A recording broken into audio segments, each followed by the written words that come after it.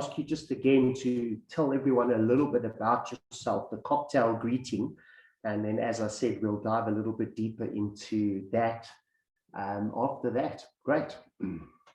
Highly fantastic. Like I said earlier on, I'm a traditional health practitioner classified in the category of Nyanga.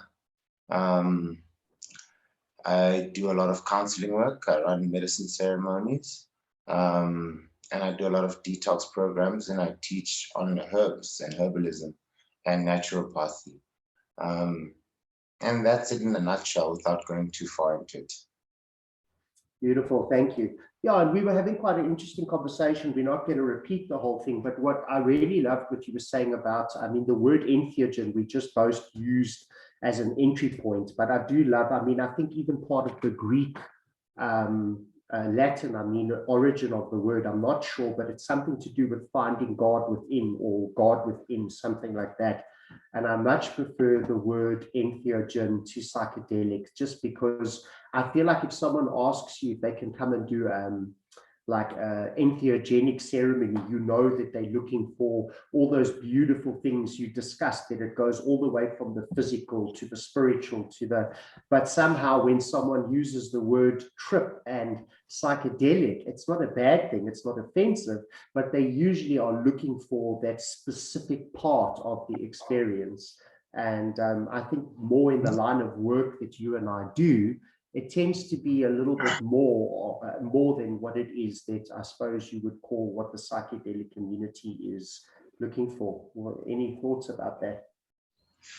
So like I say, when we're going to use the word psychedelic versus the word entheogen, like you're talking like entheogen and you're saying it's like looking for the part within, you know, and entheo-ethnic, it's talking about origin more mainly. And when we're saying origin, we're talking about nature, you know. So entheogen is talking about, so we're going to go to the generating, you know, so generating nature within you, you know, or God within you, or origins within you.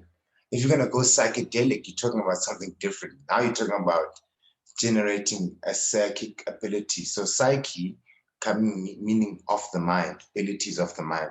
You're generating capacities and abilities of the mind to give you a certain outcome, whether that's an outlook or perception on life or reality, you know. And there's a difference there, because in one, you're just dealing with self.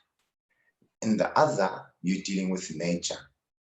However, both entheogens and psychedelics can bring you to the point where you meet nature, and then you have to make a choice. Are you going to continue down the path of psychedelics?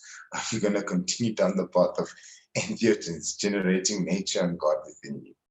And that's one of the most difficult things for people to do, you know, because it's easy to have power. It's difficult to deal with one's own trauma. You know, we all come from trauma. We all come from backgrounds which are difficult. I myself don't come from like the most nicest background where everything is simple. You know, there were times when things were good, times where things were bad, you know, times where I had to stand on my own, not getting the support of my family to do what I need to do. And there were times even then where when I had to do what I needed to do, my family did support me, you know, so there's nothing ever set in stone and completely going to stay that way. Things change as things go along. The whole point is a lesson and a teaching about who are you and why are you here. And this is the point of these medicines. If we misuse these medicines and we don't understand what are they given to us for, you know, and we just take them for a thing that we specifically want, then we don't want life. We just want to soothe ourselves in the way that we believe we can be soothed. And the problem with that is that you will try it and then you'll reach a wall, a plateau. And most people do. Most people, all of us will do at some point. And when we do reach that point, it's about, okay, what did I not see? What am I missing? What am I not understanding? Because this is more about what I thought it was about. And this is actually invoking inside of me things that I didn't actually think were going to be invoked inside of me. And it's awesome for me more than I was actually willing to give in the beginning. However, now I'm traversing this journey and there's no turning back. and I just have to go forward. So at this point, what is it that I must give? What is my offering to life to appease the forces that be, so I can find peace within oneself? Absolutely. And in those forces that need to be, or that we say must be, is yourself too. You mustn't discount oneself. It's oneself too in those forces. It's not just a thing of every other force external. No, I'm myself, including all the other forces. What is it that I am overlooking? You know, so if you only search in your psyche, psychedelic, you only turn in your psyche, then you've isolated yourself to one part of your being. And you do not want to hear from the other parts of your being. You only want to hear from the parts that speak to your mind. And in the mind, sorry, I'll carry on. I'll speak to you in the mind. Hmm? If we only want to look at things that speak to us in our mind, then we're looking at things that we want to perceive, because we have more control over our minds than we do over our spirits and our emotions. If we had as much control over our spirit and our emotion as we do over our mind, then we wouldn't get depressed, wouldn't get stressed, you know. But however, the reality is the mind is something that we've been given a certain measure of control, which dominates how much control we have over our emotions. We can't control our emotions.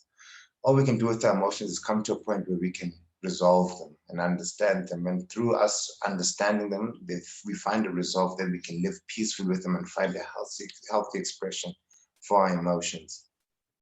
And this is the whole thing about why there's a difference between entheogens and psychedelics, and why I prefer the term entheogens, because it's about what are you generating? What are you focusing on? Where are you trying to go with the experience? What are you here? I think that brings us to an interesting place that we could jump in and twist this now, because you've created a very powerful distinction. And I think that just listening to kind of what you said there, when you said that people get to a certain point, whether they're using, let's call it the tunnel of psychedelic or the tunnel of entheogen or whatever brings them to that place, a lot of people do report that, as you said, you can have this life-changing experience. And as you mentioned the word trauma, the psychedelic experience that everybody wants to have is that one where you feel like you are one with everything and you realize the true nature of all reality.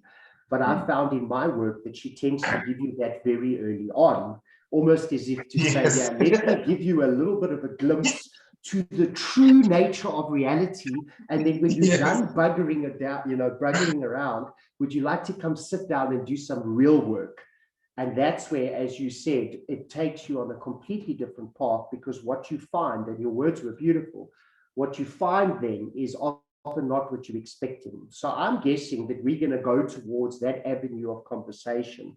But before we go too deeply into it, what I'm thinking is, I think that anyone who's listening to us can already tell that you're a fascinating character. And as we dive into your perceptions, I want to start off by asking you a few kind of difficult questions. I mean, for a person to decide to become a healer like you are, and I'm positive that near this second half of the conversation, we're going to get so stuck into where you were going with that, because I'm going to be very fascinated. But was there a specific kind of darkness or difficulty? Because, a lot of people think that the things we have to face in life have to all be external. But some of the most profound healers that I've spent time around, or even just general individuals, there was something very early on in their space, sometimes a disorder, sometimes a fear, sometimes that they've almost had to deal with and transverse through, that also gives them such an incredible capacity for empathy and things like that later on. Is there any particular thing about your childhood and your original struggle that you can remember shaping you or making you more aware of the inner conflicts and the bigger questions? So I'll go to this, when I was growing up, there was, I'm just going to use one thing that really because this is the one thing I struggled with the most of my life. I remember when I was a child, I had an issue of bedwetting. I used to wet my bed almost every night in 7 days in a week, probably like 5 or 6 days. Some weeks, all 7 days I'd wet my bed. and that caused me agony because you'd think that it'd stop after like 3 or 4 years old, but at 3, 4 years old, 5, 6, 7, 8, 9, 10, 11, 12, 13, 14, 15, 16, 17, 18 years of bedwetting. And it really did affect me, because not only was there the bedwetting dynamic, because it wasn't just that, it was also the reality that as I'm bedwetting and having this type of experience, there's the shame aspect, there's the guilt aspect, like, why can't I stop myself? What's going on with me? But that wasn't just the problem.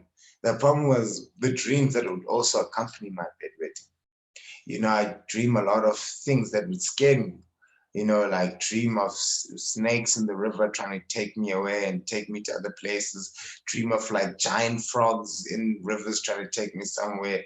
Sometimes I'm dreaming like giant, that show Asterix and Obelix, like a giant Obelix speaking to me like a god voice and all sorts of other things, and like all these type of experiences, So I grew up always with fear, constant fear about what was going on. And like, as much as I try explaining to my family or friends, I just come off as crazy.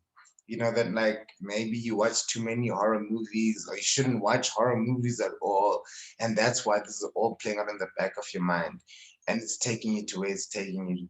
However, what I didn't understand, and I only understood after going on to the healing path, these were messages from spirit, trying to pull me towards, because I got called very young. I can relate one story. I remember when I was probably about 11 years old. And I remember I was working with my brother. We live here, and I imagine in the middle of like Woodmead, Sunninghill, we're taking a walk, right? And as we're walking, I find like, so we have this thing called a choba. So you've seen like that thing, which is an animal's tail, like a black and red almost hold, right? It's a choba. Yes. I remember when I was like 11 years old, I found one on the road walking with my brother. One, it was had a red hilt, and then I was just like, this is so weird. And I felt so drawn. I wanted to, something to make me take it. But then there was another voice inside of me that was like, leave that alone. This is a path in the woods that converges in 2 different directions. This was completely, not even like I was on a bush or by the riverside. I was on the middle of like, on Witkopen. It was Witkopen. It was Witkopen. I was like, oh my God, on Witkopen, I'm going to just find this. Spirit calls anywhere, my friend. Exactly. It can happen anywhere, but then I obviously didn't take it because I obviously come from a home at that time which is very conservative, very Christian-like, and very modern. So I honestly already knew that if I bring this home, then I must be ready for an ass whipping. Because it's like, why did you bring this into the house? This does not, where did you find this? And what are you doing with this? So obviously I was like, you know what, no, let me just And leave just to this pause right you there here. for a second, just so that everyone that is not used to the conversation that we're having, what we're joking about with the calling is essentially most medicine healers or traditional healers of some sort, or anyone who goes into shamanism, actually feels that at some stage that they're actually called, and most of us are aware of when our calling started. So this is kind of the conversation we're having right now about the first time that Zola actually had an experience where he realized. So carry on, my friend. So from that time onwards, I always, that experience never left my mind. That's why I can still relate it up until now, because it was just like, why did I see that and find that? Because look, again, I kind of brought it onto myself when I think about it. I remember when I was in primary school, in grade 1, grade 2, grade 3, grade 4, throughout primary school, I had someone to take me home and pick us up from school and bring us home. However, I preferred the walking home route. Do you know why? Let me tell you why I preferred walking home.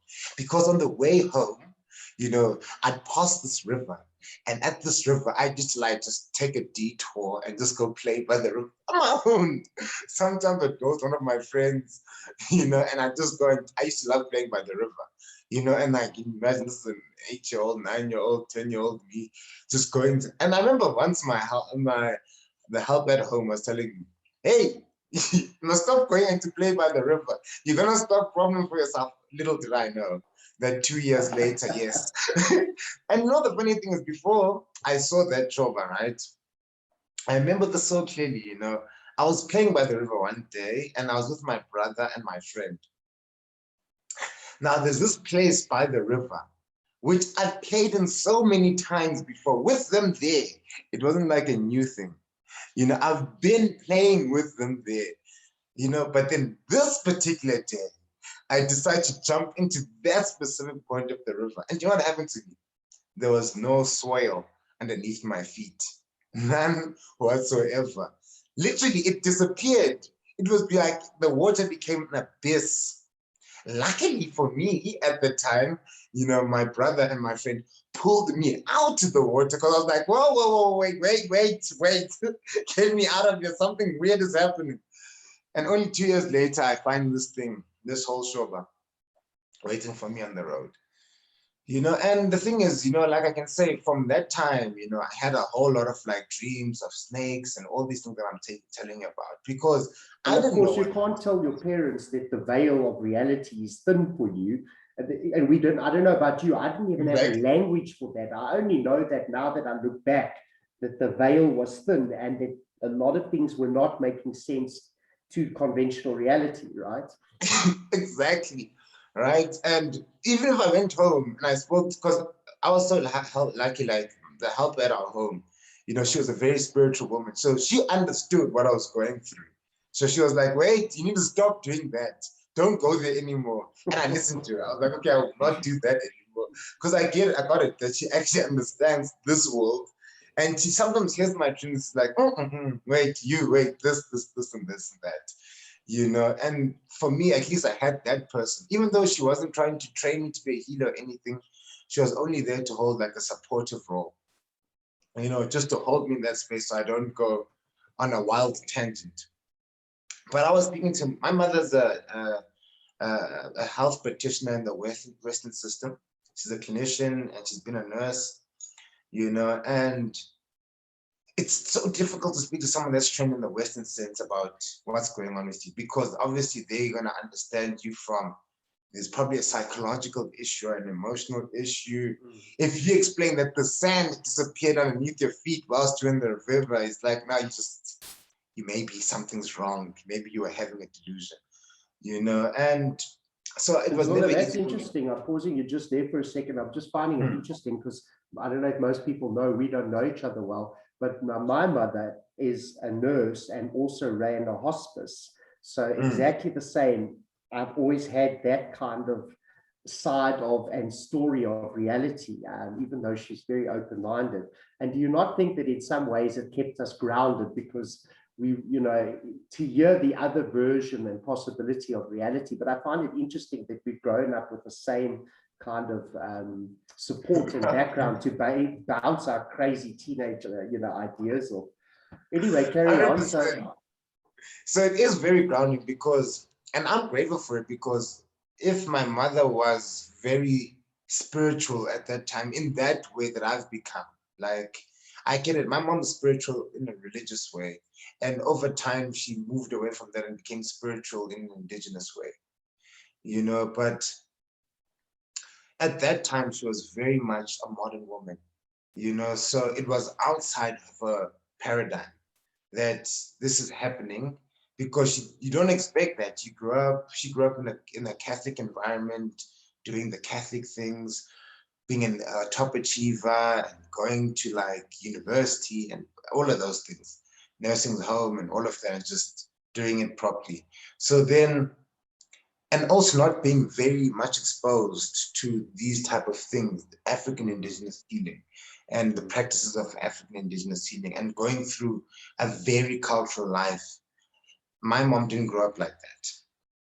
My father's a different story. He had more exposition and exposure to this type of thing, you know, but my mom grew up differently, you know, and she was like, obviously not really like getting what I'm talking about. For her, she'd pay attention, like, okay, he dreamt this and he's saying this.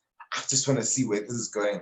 I don't remember a time in my history as a child, my mom saying, you're mad, you know, or like, stop that, you know. She'd just be like, okay, okay. You know, but with that, not taking like a type of action to take me towards like a traditional healing path, because that was probably not part of our body of knowledge in terms of our orientation into life. You know, but like I say, I was lucky, you know, in that the person that was helping us at home, she had that orientation because she had been called before but never answered her calling. So she was able to be like, wait, see what's happening with you, ABC. So you need to do ABC and stop playing at that river. It was very grounding for my mother to be this way, because it also helped me finish primary school. It also helped me finish high school. Because had I had to undergo a proper process there, it would have put my life in more danger, because if my parents were not willing to do what needs to be done, I would have died as a child. Okay. Simply put, because if you get called as a child and there's no way to mediate it in any way, you know, and it's that you have to go. And the thing is, it's different when your parents don't know. If your parents know what needs to be done, you know, then that's more likely that you will die, because it's like, you know what the child needs, and you guys can be given this child because you know what the child needs. And as this child is going through this process, this child is going to be here to be a medicine to every other person in every other situation, with an effect that lasts over generations. So we gave you this child, and with this child having this calling, and with you guys being able to treat this child, knowing that you'll be able to do it. In my case, my ancestors understood that, look, this guy is coming from parents which are very modern and live a very Western life, you know, so we can't push death on this person. It's just not gonna work, you know, because no matter how much we try, this person's family is not orientated, his immediate family is not orientated in this way.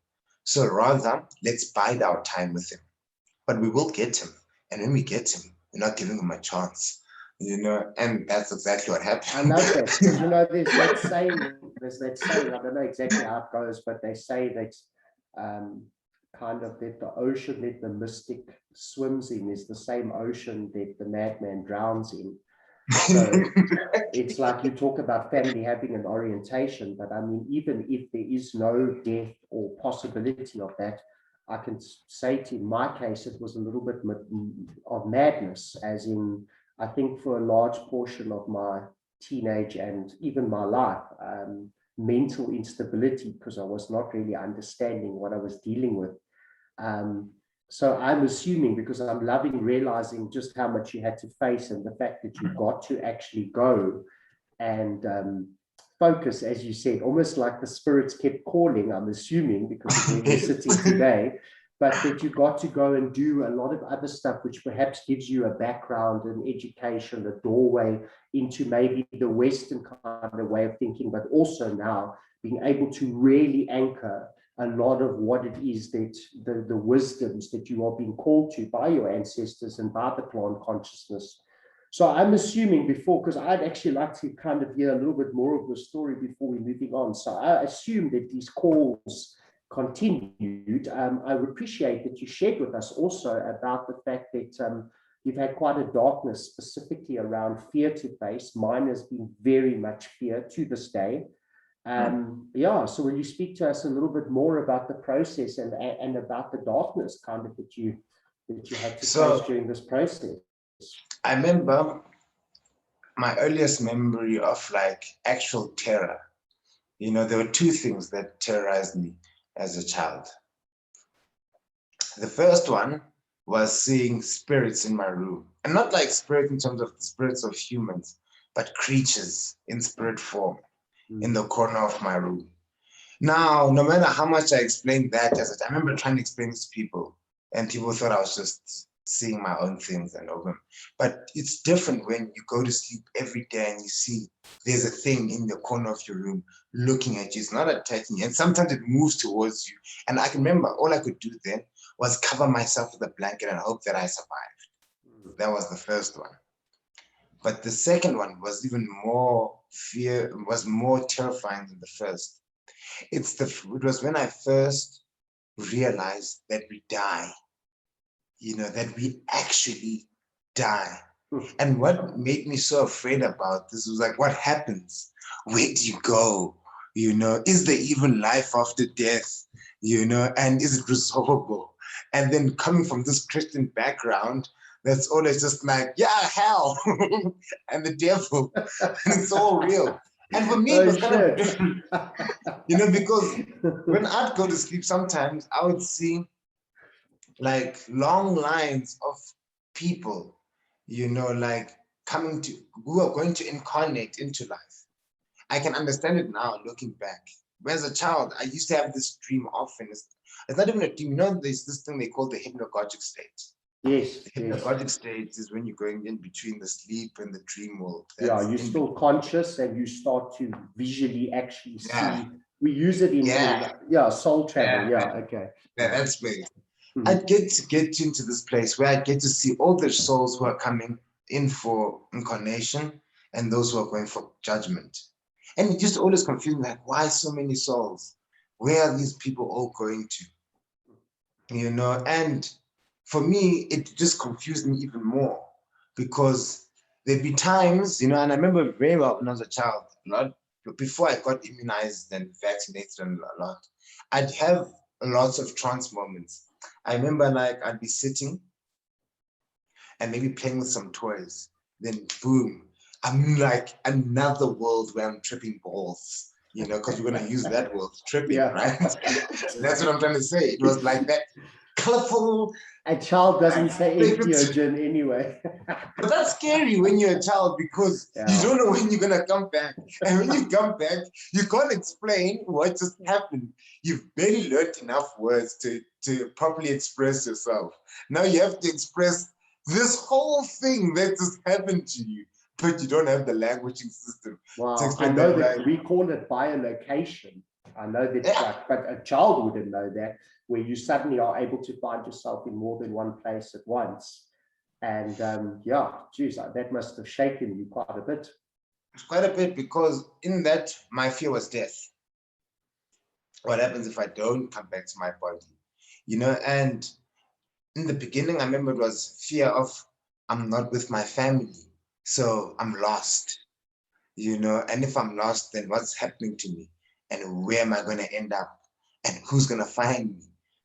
So those were the fears that I'd have, and I remember how like the experiences that I was having of these dreams of snakes and all of these things, and not just that, it was also always this like, this man in dark clothes chasing me in some of these dreams, always being chased by this person in dark clothes with like a dark hat, no matter how much I escape and how far I get, this person is just always able to track me down, and then sometimes this person kills me, so now I understand that's more about like, I was being called and I have a karmic debt to pay, and this karmic debt, when I understand it now, was about my calling. And it's not just about me, but it's about what I'm here to do.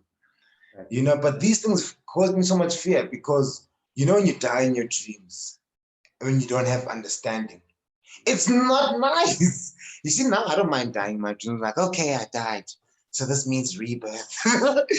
Back then, death was like, oh my God, am I even alive still? You didn't have some cosmology and psycho-symmetrical no idea of what's going on. It was just, this is what's happening. Feel it, deal with it. And I think the fact that you're sharing this death moment with us, the first time you really realized death, I think it's quite a profound thing that out of all your memories, you decided to choose that, because in many ways, a medicine healer such as yourself facilitates many processes of death. You actually hold that process of death, and people often think that means that we are around when people leave the life. But I mean, there's a shamanic death, there's the death of certain patterns. And so I think the first time as a child that you faced this eye of this needle, this threshold between realities, I think it's quite a profound thing to share. And I love how comfortably you speak into kind of those shadows and things that you needed to experience. So, I mean, I feel like I could speak to you all day long about your calling and where you were. But I'd be interested to start pulling us now a little bit forward to you eventually deciding to answer this call, and what kind of struggles and what kind of victories and breakdowns. And yeah, so we go into, you know, slightly more the later part of your life now, so we can start working towards in the last half an hour kind of your perceptions of today and of reality and what's unfolding in the world. So when I finally get to the point where I finally initiate and everything, so I'm just gonna, so I don't go, because I can go on forever about what happened. You know, I love it though. I love it though. You know, but I'm just gonna keep it short and sweet and simple.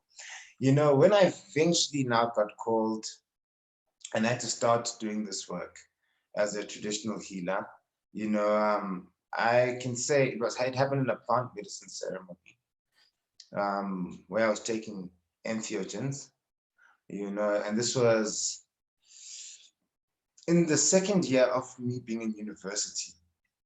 I'd run for long enough, and they were like, no more, like, just stop playing around, get into this. You know, so I answered, I was okay, cool, let's go there. You know, and then, like, I remember being in there, and the whole thing, because at that time I was studying law, and they're like, okay, so you're studying law, right? I was like, I'm studying law. They're like, okay, good. Now tell us about African customary law. What is African customary law? No matter what answer I gave, they're like, no, that's not it. No, that's not it. No, that is not it. I'm like, but I've given every correct answer that I can find. You know, and they were like, no, you don't get it. Woo! And then from that point onwards, you know how medicine ceremonies just go down into the rabbit hole. It's like, yes, maybe now. Keep waiting for the calmness and that oneness to return, and everything's just so calm. There was no oneness to return. There was like, we are going into the story so you can understand where you're coming from. And like, what they were showing me was childhood traumas. You know, what they were showing me was like my decision-making processes. What they were showing me was like my angers, my frustrations and like depressions and angers and guilts and shames, you know, and misunderstandings, you know. And they're like, okay. And then like, obviously that brings you to tears, just like, oh, no, this can't be, maybe it's gonna stop. Obviously, we know how that goes. I'm laughing, but it's torment. It's hard. It's tormenting. The first time it's like, oh my God, no. And you need to turn back because you've opened up Pandora's box and you just don't know. Once you opened it up, there's only one way through. There's not around, back, no, it's through. So in my Pandora's box, eventually I start to find understanding. Then they start to tell me about, no, you are on this type of a journey, you know, where you are here to be this person who's going to heal people. And right now you're in school. For the next 3 years, we want you to focus on school. This was in 2012 up until 2015. We want you to focus on school. Don't stress yourself about too many other things. Just focus here. Place your attention on school and getting things right and making amends and just fixing things. Don't worry about your education and how you're going to go about this healer thing. We will handle that. We'll introduce you to the people that you need to meet. We'll put you in front of the resources that you need in terms of educational resources so you can assimilate the knowledge that you need to assimilate. That's our responsibility. But for now, all we're asking for you is just to be a good child, do your chores, be a good person in the home, you know, uplift your family, uplift yourself, live a good, honest life. And that's perfect. That's all we want. Live your virtues in the meanwhile, yeah. 100%. And then obviously the person that took me to the ceremony, they're like, we want you also to just study with this person for some time so they can give you an orientation and help you at least start building a foundation for what we still need to give you, which I did. And I did about 8 months with this person. This person was a shaman, an indigenous, and this person firstly is an indigenous Eastern healer, right? So I didn't start with African traditional health practitioner. That's not my journey. I didn't start with a Sangoma or a Nyanga. I started with this alchemist whose origins come from the Middle East and are partly San and partly Indian. But this person, if you see them, they look like an Indian completely.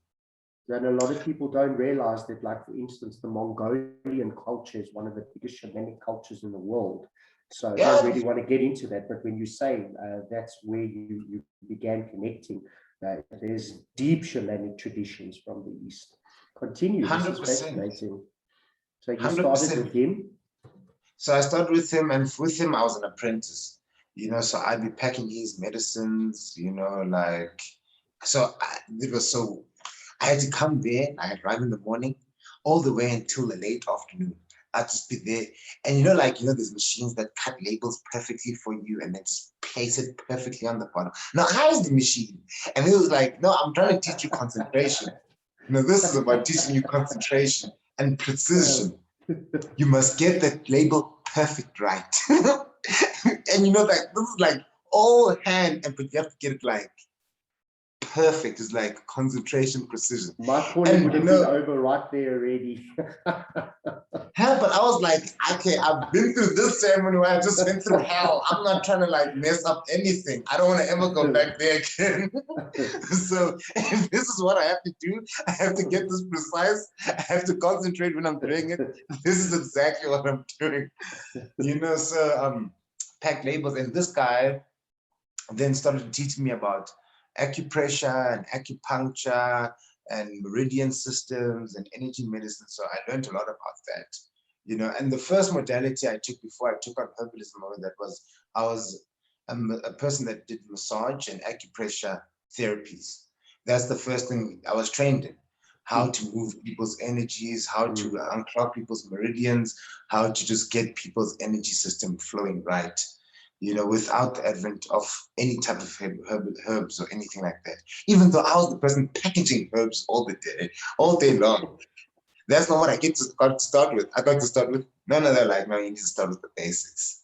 When there's no medicine, what are you going to do? How are you going to heal this person? You need to learn this first. And it served me really well. And this person started teaching me about shamanism, started giving me he started cooking ayahuasca for me so I can hold ceremonies for myself and ceremonies for my friends, and did a few ceremonies like that. And it was very uplifting, very empowering. But then it came to a point where now I had to move to the next phase of my life. I became a Muslim.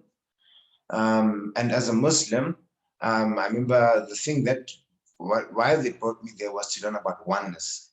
Now, and also not just oneness, but also to learn about slavery, because there is a history of slavery within Islam, and as much as it can be a great religion and whatnot, there are also perpetrators, so they would bring me there to understand two things, because as African people, many African people got sold by Muslim traders. People would go and attack tribes, capture them, and sell them. So it was about me understanding that history, and understanding the dynamic of why does a person behave this way. But that was the secondary thing. The primary thing that they were trying to make me understand was oneness. God is one. All things are one. If there's one thing that the Muslim people have got right, is God is one.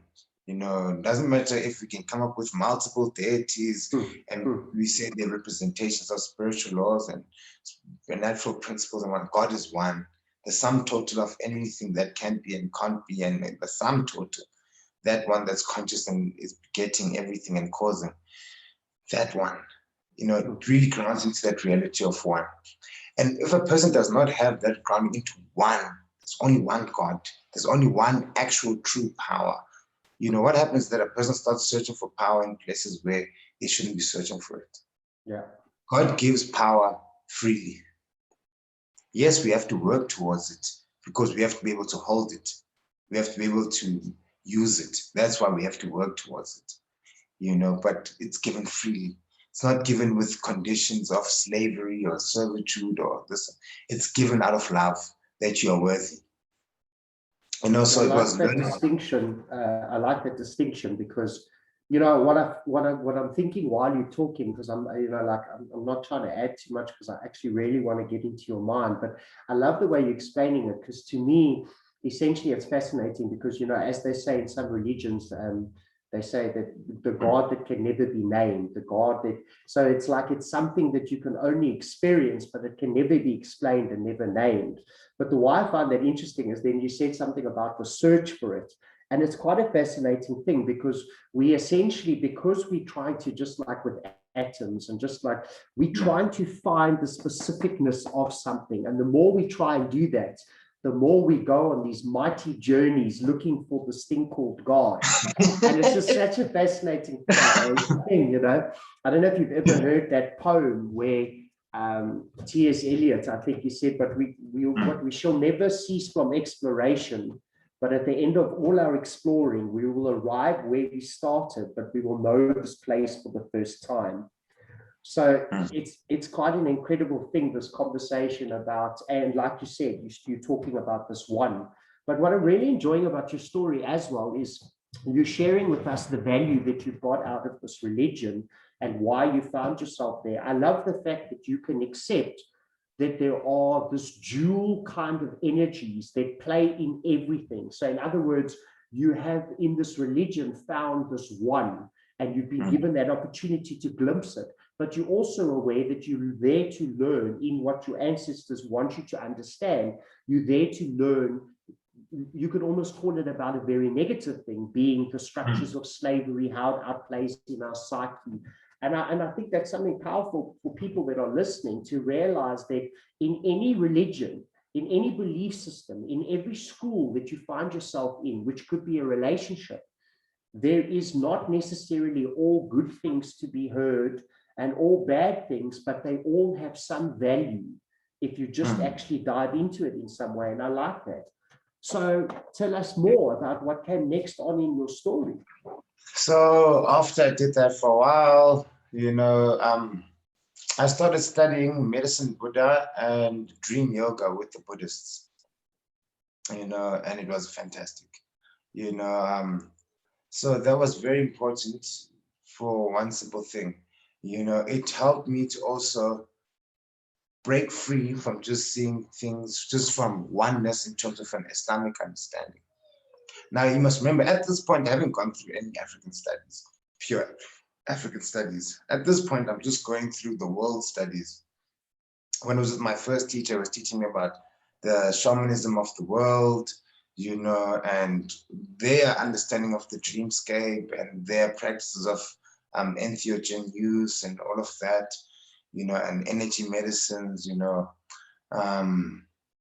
and then now I'm with these people that are teaching about oneness and God. Now I come to Buddhists, and then Buddhists, how they're all about correcting the perception, and getting your meditation right, and getting your perception right, and cultivating awareness, and tapping into what your consciousness is about. And with them, I studied the medicine Buddha practice, and it's part of the Mahayana school of Buddhism. So I was there with the Mahayana people doing my thing, studying with them. I did that for a year, and they were really taking me through dream yoga and medicine Buddha, and just getting into the space of learning how to use their healing meditations and their healing science. How do they use meditation and breath as a science, to heal the body and heal the different energy parts, the energy bodies of the human being, so that's what I did with them. But eventually at this point now, my answers were like, good, you've learned enough. Now you're ready to come down to like, our path. You've seen the world now, thank you. Yes. Come home. Now let's get to the big stuff now. And like, most people will say, no, I had such a traumatic experience. I was a slave. I wasn't a slave. I wasn't getting beaten and all of those things and like made to do weird chores. My experience was amazing. Honestly speaking, mine was like not traumatic.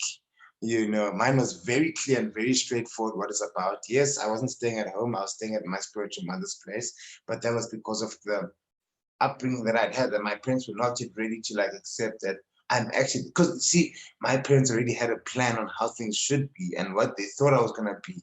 And that's not what I turned out to be, you know. So life obviously created a situation for me where I don't have to bother them and they don't have to bother me. I just need to be in a space where I can focus on the work that needs to be done. And that's what happened. You know, so this was a whole experience where now I'm training with these people. And the thing is, my spiritual mother, my mother would only come see me. So my father handed me over to my spiritual mother. My father helped me find my spiritual mother. Although he wasn't like against all of this, he was the very person that helped me find my spiritual mother. You know, and my spiritual mother is like a chartered accountant. She has like a whole franchise of her accounting firm in East London, King Williamstown, Queenstown. She's doing really well for herself. You know, so it's not like I went to a place where, you know, I was being traumatized, but she was really good at what she was doing. You know, she was able to draw out of me the thing that needed to be drawn out of me to continue walking my path. And she kept it very simple. She always used this saying. She always used this one saying, which was like, you are the needle, I'm the thread. I can't point where you must go. You're the one that must point. I'm only there to support you as a thread supports the needle. You know, and she'd always, I'm obviously translating it into English, but she wouldn't say it in English. She'd say it in Xhosa. And then I did my time there with her. The first half of my training with her was just using the origins, the dream medicines, you know, and the sacred formulas that we use to ground me. The second half was then going to spend time with her spiritual mother, which is my spiritual grandmother, who then took me through the more spiritual aspect side of it. You know, she was now appealing to the faith aspect of my being, you know, and this time, this is where my ancestors started coming through and started telling me, you are here to perform this specific type of duty and this type of duty and this type of duty. You are this type of healer and that type of healer, you know, and it became clear. And at the end of that year, they were like, okay, now you're ready, go practice. And I was like, I'm ready. They're like, we've been training you for over 6 years. What do you mean you still need? Over 6 years, we've been on you, like on your neck training you. What do you mean? You know, you're only here just to do touch-ups. You weren't here to stay here for the next 6 years. Go back to Joburg and go practice. And then obviously I got back to Joburg, started practicing for a year. A year later, you know, I'd meet a good friend of mine who holds a lot of ayahuasca ceremonies. The funny thing is, you know, we were coming from similar background in terms of teachers. A teacher that we were working with, or a person that we were working with in the medicine space, you know. And at this point, and I remember when I was in my initiation, I told my spiritual mom that, look, I'm going to be facilitating these ayahuasca ceremonies, because that's how my journey started. I was working with these medicines, you know, so I have to, and I'm going to do it through meeting the indigenous people who actually do these things. And I'm going to train with them. So, and my spiritual mom was never a person that was like jealous and like, nah, you can't do that. No. She was like, yeah, I believe you and you're going to do it. Definitely. I love that, because that's actually what's going to be my next question. So I want you to keep talking on this. I was going to ask, did you find it difficult to allow these two kind of worlds to start coming together? And you're talking into it, because yeah, she was like, go for it. Like, I support you, you know, I'm the thread, you the needle. I support what you're doing, you know, you're on the right track. Do you know, I'm here to support that. I'm not here to tell you how your path must be. I'm here to help you cultivate what you need to be cultivated. Keep going. Yes, you will meet those people. And my spiritual mother trusted me so much that she'd allow me to make her medicine and her family medicine. And she'd ask me like questions and put me on the spot to like help me hone my skills. She wasn't ever a person like, no. And she wouldn't take, like, if I consulted or went and did a healing, she'd take my money or anything like that. She was like, how does it feel to earn? It's good, right? Now save. You know, so I really had like a blessed soul take me through my process, you know.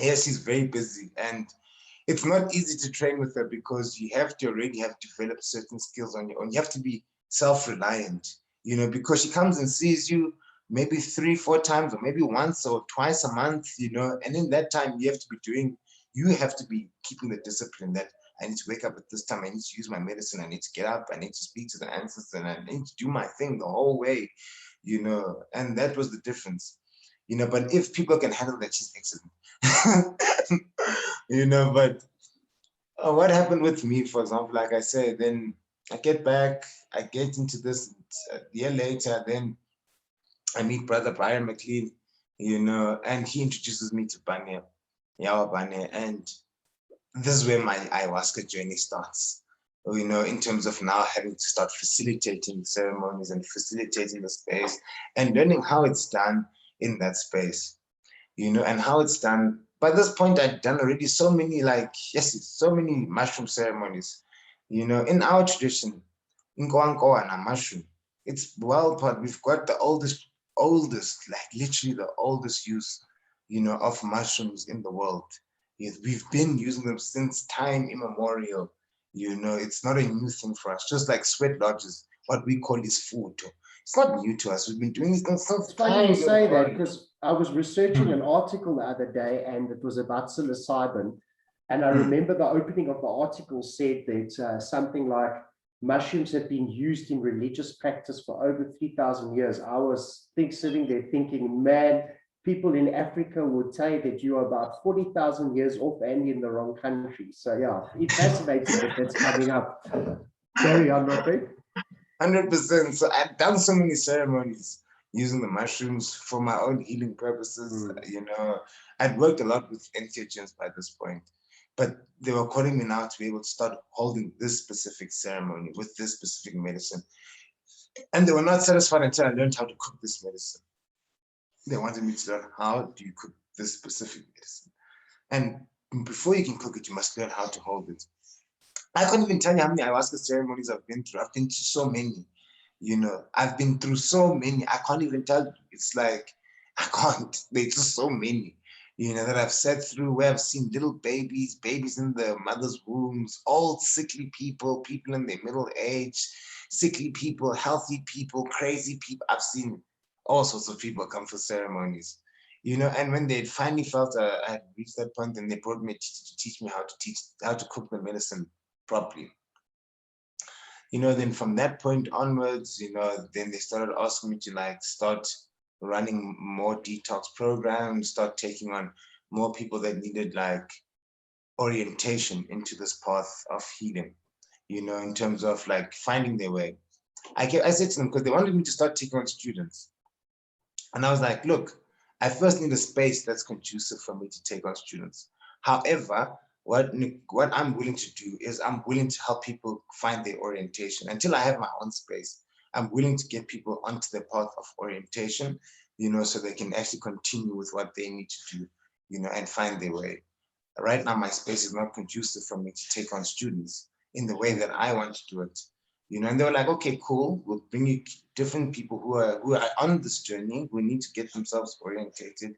And when they're like, what else do you want to do? I was like, I want to stick to keep teaching people about detoxing, herbalism, eating healthy, living healthy, health and wellness. I want to teach them about that. And they were like, okay, cool, go with that. You know, and now we want you to start a brand around these things and then start doing it in a more formal way. We want you to actually lecture on these things. We want you to teach on these things. And we don't want you to just teach from them, just from like just a raw African perspective, but we want you to bridge the worlds. We want you to give narrative to both sides. We want you to help the African understand the European, the Asian, the Indian, and we want the Indian to help you. I want you to help the Indian, the Asian to understand. So there's everyone speaking one language. I feel like you're actually in my head at the moment. I'll tell you why, because you know, I've only been doing these interviews for a little while, but I make a little mark basically, because we don't script, we don't know what we're going to talk about, but I make a little mark at each point. And with the last 15 minutes that we've moved into now, I usually try and get the person to start talking about, well, what are they busy with today, so that we can at least. And as I looked and I decided, no, I'm going to push you towards what you're going to do, you know, now, you started talking about how you actually developed a brand, which I didn't even know about. So I love where you're at. It looks like I don't even have to lead you. I think we need to do this more often. So I love that. So you, in other words, bringing the two worlds together, you've got your African roots, you've dived very deeply into a couple of different things. And a lot of people don't understand that you're dedicating your life to basically guiding people into these spaces. So it is a job, because I listen to these conversations sometimes where people say that there shouldn't be monetary exchange, and I'm like, it makes absolutely no sense to me that people think that people that are dedicating their lives to doing such a difficult job, they don't realize how difficult, that it's something where I don't know if you ever face this, and you can talk into it as you talk into your brand, but I found it sometimes even very difficult to at first find my value, to realize, like if you spent 10 years developing to be able to do that thing, then it's a form of a doctorate in its own. It's just not one that essentially comes from a conventional university, So I'd be interested, now that you know what I wanted us to do for the next 10 minutes, is talking to this brand. So you bring the two worlds in. Did you have resistance doing it, and where has that kind of brought 100%. you? What's it called as well? It's called Gcinithongo Health and Wellness. Okay. Gcinithongo, which would be like, Gcinithongo can be understood as the divine spark. It can be understood as the ancestors. It can be understood as nature. It has those multiple meanings. Then it's health and wellness. So let me just go to this thing that you're talking about when you're talking about resistance and all of these things. Yeah, in the beginning, damn right. In the beginning, you're like, oh yes, let's just like keep it all like, yeah, let's just like exploit ourselves for the sake of the world, and not bring value to ourselves. And what I learned about when I was doing those things, yes, it was virtuous, and yes, there was benefit in doing that. But I also realized the one thing why I was doing it wasn't I was doing it because that was actually healthy for me, but I was doing it from a space of guilt. Like that guilt that, no, you have to be of service, not recognizing that I'm already being of service, and also coming from a misunderstanding, like when you come from a background where people are telling you that, no, this service, people who don't actually understand are telling you, no, but this service is free, because people are very exploitative. So you meet people that are like, no, you don't have to put value. This thing doesn't have to be expensive. You just need to charge like this and go with it like this. And you can do that. That's perfectly fine. However, the reality is we're not living in the past. There's consumer price index, which keeps increasing up and up and up, and all the other things which economy does, where things cost more. And you see, what I've learned about traditional health practitioners is, for example, I'm just going to localize it here to South Africa.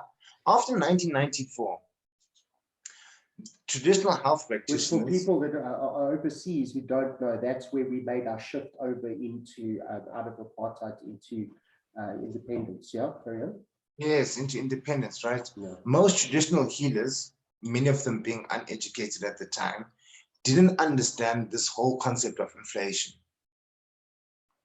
Yeah, they really didn't understand this concept of inflation, and they taught themselves a thing of, you can just charge based on what comes to mind. I don't work like that. I have all my prices are fixed. That, look, I do this process for this amount, this process for this, because I don't like coming up with things for my head. I honestly don't find that fair. And I know what my value is, and I want to be paid according to my value, and I put my price straight, that's my value. But then because they didn't understand how to counter inflation, right? People didn't start going with the standardized market value for the service that they were giving. So you'd have all these indigenous practitioners who are counselors, psychologists, herbalists, doctors, surgeons, right? But wouldn't be able to price themselves according to the market value of their skill. And as a result of that, now you find this whole like system of people who don't know how to put value on themselves, and the only way they can try and balance their values by just calling out any number that comes out to the head without doing any proper costing. How much does this cost you in terms of where you're coming from, in terms of how much time you spent acquiring this knowledge? What was the cost of acquiring it?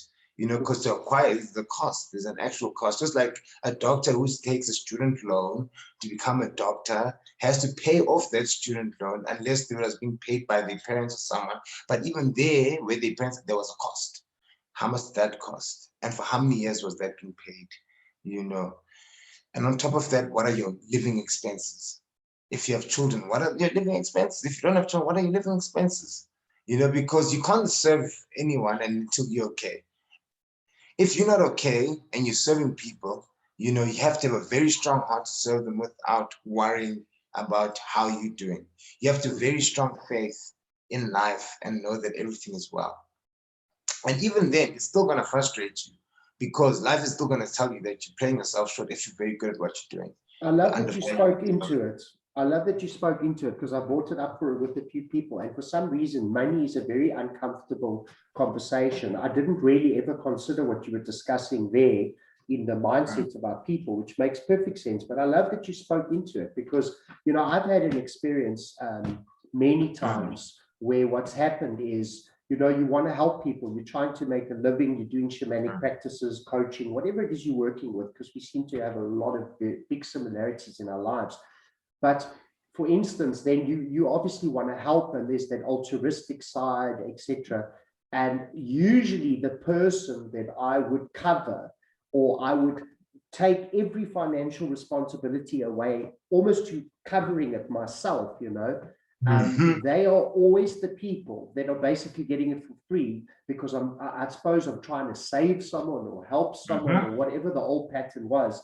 They would always be the person that wouldn't respect it, that would arrive late, that often would not even show up, or would be like what we call a sacred space breaker, you know, like the person that's there but's not really there to be there. And I eventually decided, and it was hard for me, I eventually decided that if we really want something in life, that we actually have to have some value exchange for it. And my days of just giving it across to people, it just doesn't work. And I love that you touched on the fact that it's unhealthy for us. I think in life, in anything, even if I am showing you friendship, in life, there's this constant reciprocal flow of energy coming from both sides, you know. So I like that you spoke into that. But I think because we don't have that much longer left, and I'd really want to hear more about, so you created this brand, and if people were kind of like, tell us a bit about that, and also if people were going to try and contact you and stuff like that, and we're not in a rush, we still can push 10, 15 minutes, but usually we're coming like pretty much towards the last parts, talking to this product. How could people also get hold of you? And what type of person? I mean, I think people have an idea now that with the spectrum that you're working with, whether it is actually story healing they need, or whether you're going to make that decision to actually focus on their physical being, or whether you're going to make a decision to actually interact with spirit and ancestors on them. I think you can't really just specifically say that this is one type of person that you work with. But perhaps just for people that are listening, if they wanted to get hold of you, if they are resonating with you, and what type of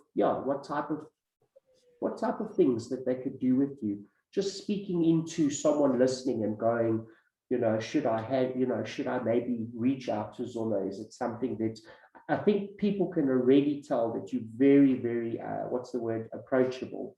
And actually, the reason I asked you to be a guest is because, we have a brother that we share a brother together that has deep respect for you. So, I think speaking to that,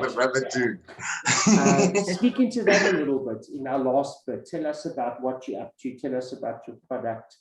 And then what I think is after that, if you feel up to it, I'd love to ask you just at the end, what do you think about what's going on in the world right now? And it doesn't have to be about anything specific, just your closing thoughts for us. Cool. Okay, so I'm just going to speak into the whole thing of how to get hold of me quickly. Okay. You know, so you can find me on my Facebook page. You know, it's Zola Xashimba. So it's like an X, that's X, ASHIMBA. You know, on Twitter, it's the same thing, but there's no space between Zola and my surname. It's just a dot.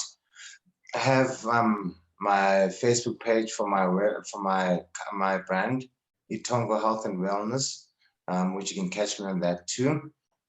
What am I currently doing? So I'm doing like a few retreats, you know, where we do plant medicine ceremonies, not only just like entheogen stuff, but also ceremonies where we're working with origins, the dream medicine. So we like running dream ceremonies. I do workshops, online seminars.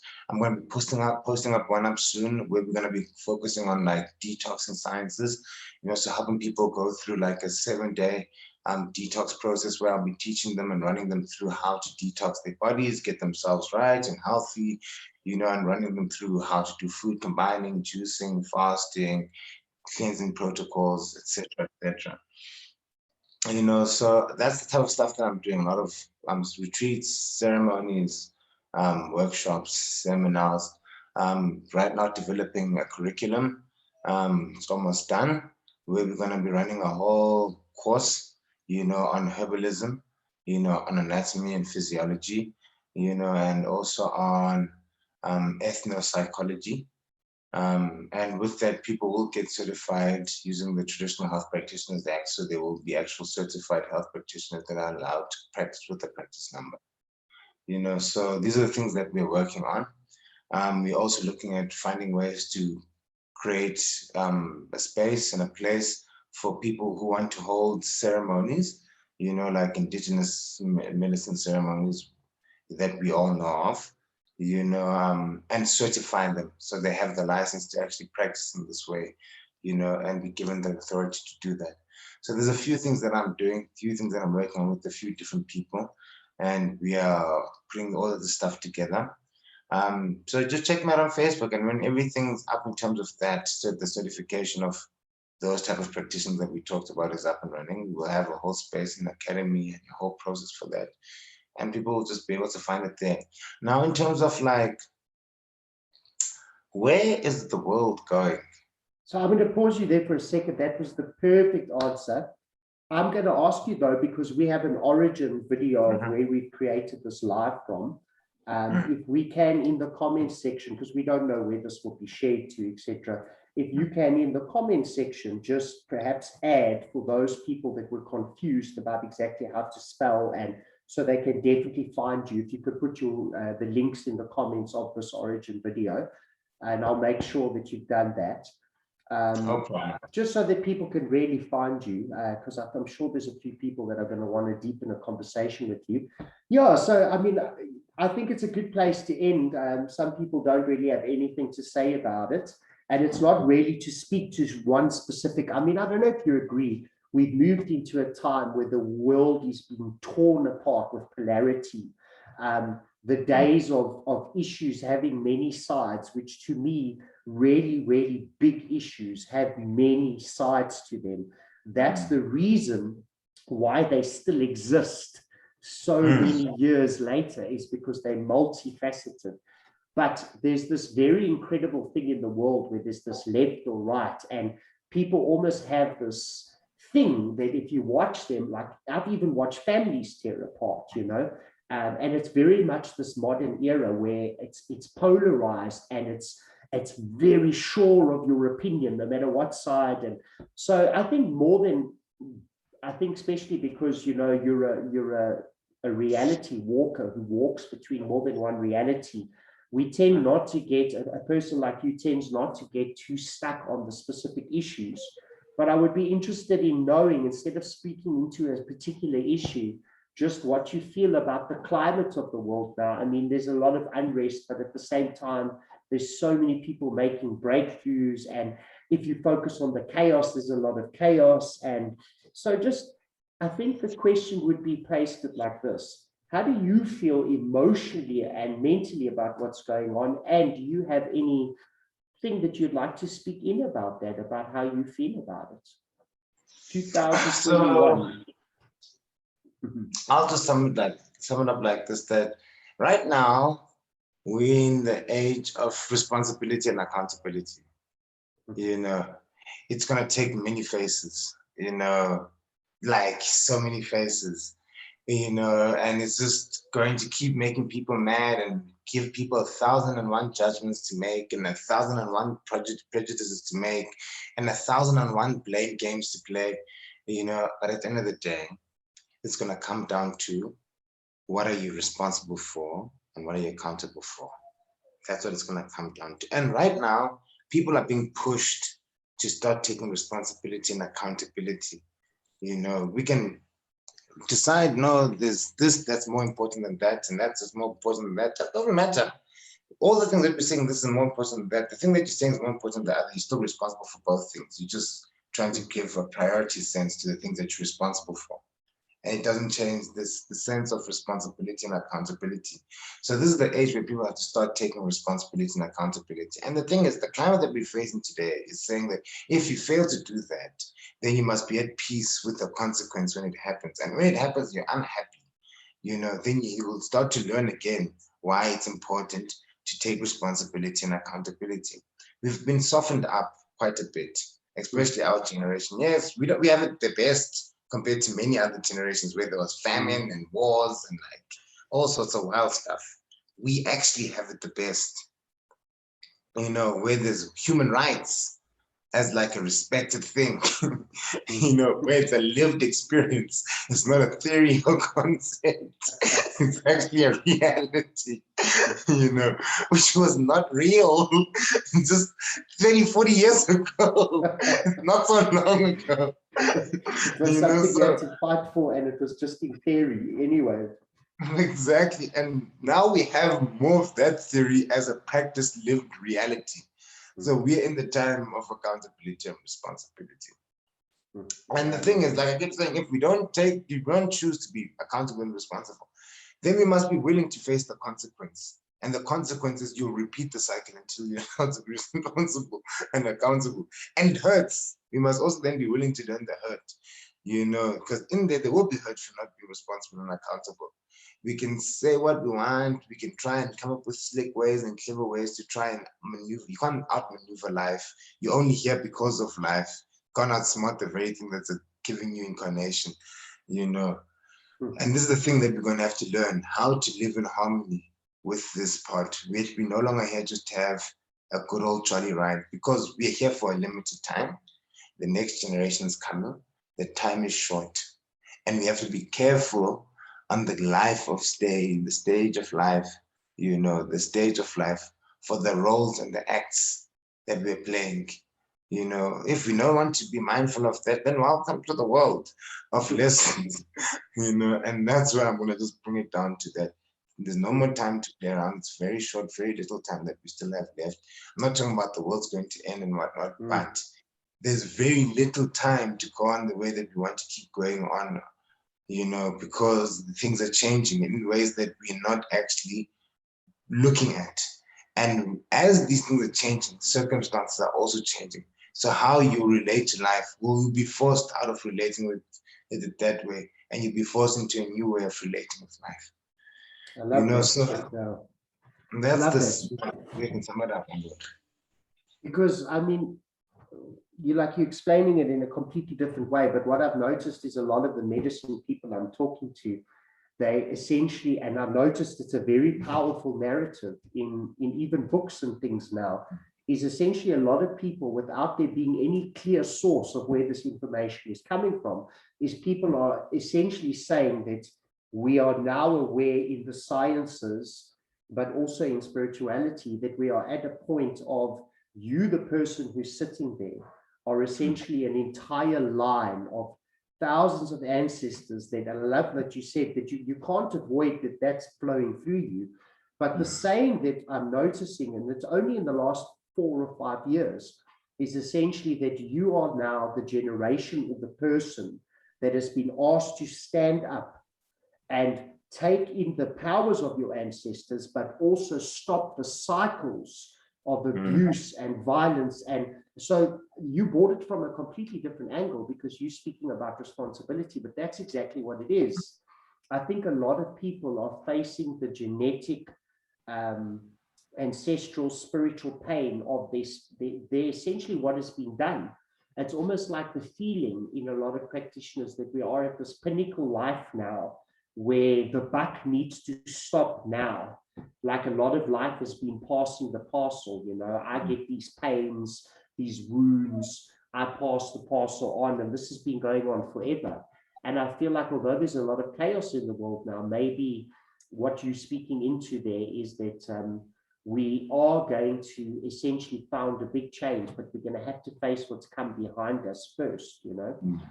What are your thoughts on that? Some closing thoughts for us before we end off.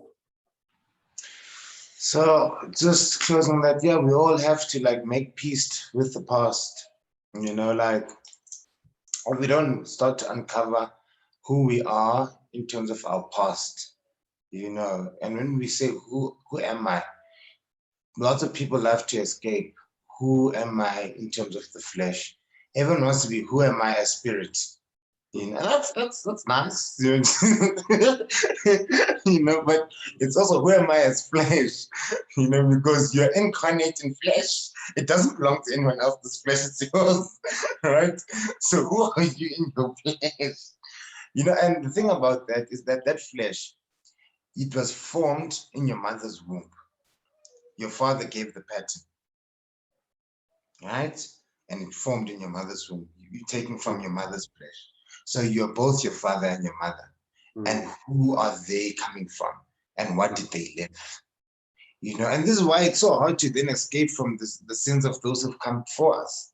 You know, because we are actually living in their actual flesh. This flesh didn't just poof in out of nowhere. Just the air was just like, I'm random. I'm just my own person. Doesn't work like that. You have to form somewhere.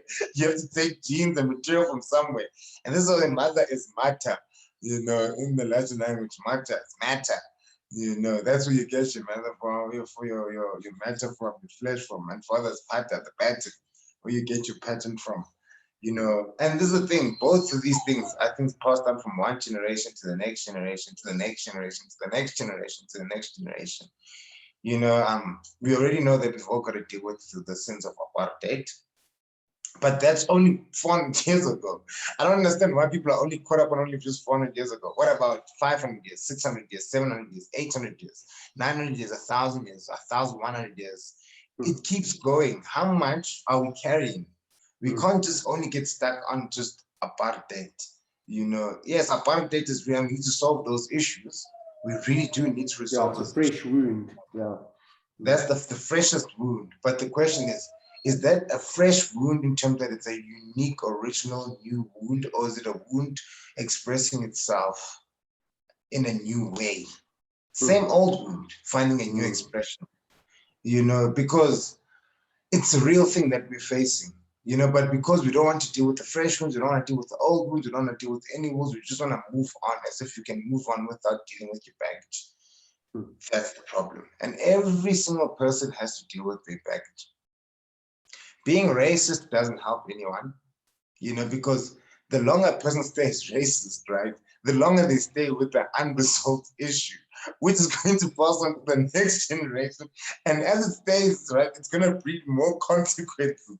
Doesn't matter if black or white. Even worse, and even on a bigger scale. Yeah. Doesn't matter if you're black, white, colored, or whatnot. If you're going to hold on to racism and you're not actually going to come to a point of healing that thing, you're going to teach it to your children, and your children are going to behave in certain ways, which can sabotage them. Now, there's something called, obviously, racial pride. There's nothing wrong with racial pride. Have pride in your race, you know, but the problem is racism. You know, that's a problem. That is an actual problem. You know, and I can't say white people being racist is bad and black people being racist is good. Oh, no, or Asian people. No, racism is not helping anyone. You know, because at the end of the day, what happens then, we want to then, and forget, we only got a short little span on life, and it's short, it's not long, like a short little time, not a long time. You don't have too much time to do too many things. You've only got that time to do what you must do, you know. And then the thing is, in that time, people don't see how they can end up behaving out of the bitterness and anger and the hatred and resentment, which they learned from behaving in a racist way.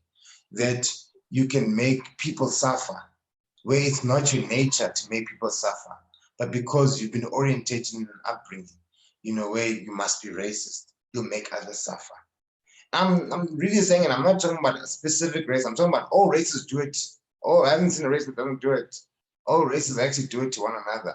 It's just one race wants to say, any race wants to say, no, I don't do it. No, they're the And I think you're talking into this pass the parcel game. You're talking about one of probably the oldest pass the parcel games in the world.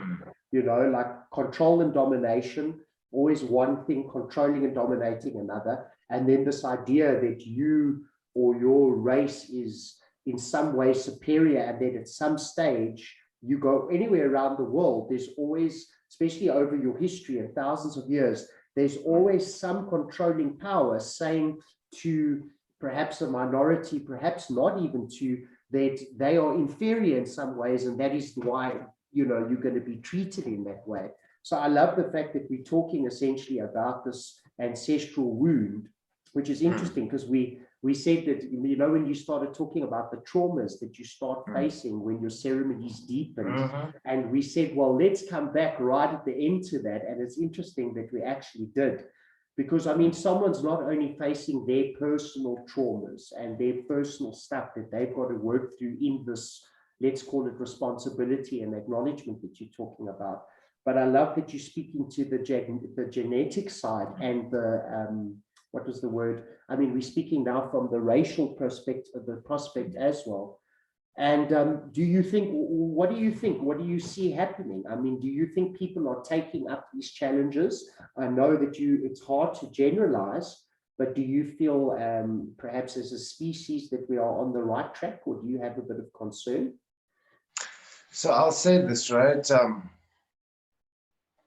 The way we're going right now, of factoring into consideration the natural environment and the amount of natural disasters that are actually happening, which aren't being reported on, regular media. You have to look at things like earthquake track and volcano track, etc., to actually start tracking what's actually happening with tsunamis, volcanoes, sinkholes, landslides, typhoons, and all of these things. You have to actually start tracking them yourself. When you start to look at how it's alarming, and the reality is many of the world's tectonic plates are unstable and are breaking. And that has a natural consequence. And this is then obviously calling for a mass migration from certain to the most stable tectonic plate on the earth, which is the one that Africa's on at the end of the day. And the whole thing is people are going to want to migrate. But the problem with that is going to be, they will get here, but there'll be tension because there'll be a cultural difference. Although we can say they are European people, but a Hungarian does not behave like a Turkish, does not behave like an Italian, does not behave like a Spanish, does not behave like a German, does not behave like a Swiss, does not behave like a Greek person, does not behave like a Romanian person. People are different with different cultures, even amongst European and even amongst us Africans, even amongst Indians. So there's going to be this clash amongst cultures. And the thing is, right, we can never solve this thing without actually going through proper conflict. The conflict where we actually put the laundry out on the line and then actually say the problem. And we all acknowledge that this is a problem, and at some point, if we can't deal with that properly, it will go to war. It really will go to war. Because if people can't deal with things with their mouths, they throw their toys and stiff action. That's how people are, and that's what I'm saying. At some point, you would go there if we can't use our mouths and our hearts to resolve the issue. But the reality is, this is the most stable place on earth, facing the natural disasters that are happening, that are going to be happening over the next 10 years to 20 years, and it's going to be real, They've already destroyed the Nazca plate, then the Cocos plate, that Mexico and like Central America, in terms of just above South America is on. Those plates are already destroyed. We're now expecting that place is either going to go underwater or it's just going to break apart in islands. Those people are already expecting an inland tsunami. Have you ever heard of that? Inland tsunami, where the tectonic plates bash against each other and then cause the lake waters and river waters to just create a tsunami inland. They're expecting that. And they're predicting this based on a magnitude 9 type of earthquake. You know, and that's what I'm saying. Like, it's not nice there. Last year, you know, around Australia, New Zealand, there were volcanoes that erupted. And you know, volcanoes just fill the sky with ash and the sun can't penetrate onto the earth. So plants die because plants aren't getting adequate sunlight. Do you think you can live in these type of environments? Who's going to want to live in these type of environments? For how long can people live in these type of environments? There's going to be a need for migration. And where are you going to go? I like that you were willing to. I like that you were willing to put yourself out there, because I mean, you're just essentially sharing a perception, but people don't like to talk about what it is that they think that could happen. And I find that very interesting. I mean, we do live in a very interesting time during media, right? Because we know more about what Justin Bieber is doing than what our volcanoes are doing, which is an incredible thing. And I have followed certain teachers for almost 10 years who are saying that, wow, like things are changing so fast. The world's activity is incredible. Some people follow the Schumann resonance and they're fascinated by how the heartbeat of Earth is accelerating. And so it's a fascinating conversation. I know I've been saying for many years that we're either going to be the first generation or the last generation. But I think regardless of what happens, there's no doubt that there's, you know, you see volcanoes and you see people's purging. There's purging happening from Earth, there's purging happening in people, and there's a big shift at hand. And hopefully we're able to move into that heart space and do what it is that's required. But the fact that I would say that in some ways, I feel like we are all living a very important lifetime, and it's going to be challenging for anybody that's stepping up to the plate and not passing on this parcel, you know. Zola, I want to thank you so much, my friend, for your time. You see, we speak so easily. We went way over time. And if you feel up to it later on in the year, there's about 10 or 12 people that I'm opening up containers with. And I think that things are going to get really interesting, because now the group, the Mad Hatters Gathering Place, they're going to have an idea of who Zola is now, so we don't have to do this all again. And the challenge would be, if you decide to come back a second time, that we're going to put, which was happening naturally already, we're going to put some really difficult issues on the table, and we're going to speak some fire into them. And I think that you're going to do that with ease if you feel comfortable. So let's stay in dialogue, and I look forward to calling you back into the space at some time. And yeah, any closing thoughts that you've got, and then I'll end our broadcast. And I want to thank everybody that came and listened to us. I hope it had some value for you. I know that I found it absolutely fascinating. Thank you, my friend. God bless, Nathan. You know, we give thanks for the evening. It was a lovely, lovely chat. You know, I'm looking forward to what you guys are doing later on in the later of the year. You know, we give thanks for everyone that tuned in and like watched, and like hope you guys enjoyed our conversation. You know, and like, yeah, we give thanks, my brother. You know, like, keep working at it. Let's keep working. Let's keep doing the work. Let's take it to where it needs to go, and like, let's keep in our hearts. Give thanks. God bless. Bless, my brother. I just want to end this.